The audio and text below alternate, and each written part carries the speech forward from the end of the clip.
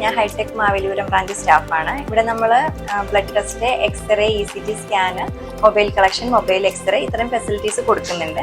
Branch open time എന്ന് പറയുന്നത് 6:30 AM to 6 PM ആണ്. സൺഡേ 6:30 AM to 4 o'clock വരെയാണ് വർക്കിംഗ് അവേഴ്സ് വരുന്നത്.